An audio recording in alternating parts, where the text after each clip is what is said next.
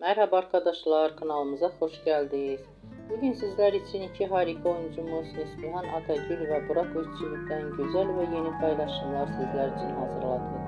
Onlar Kara Sevda dizisinde birlikte rol almış ve herkes tarafından çok beğenilmiştir.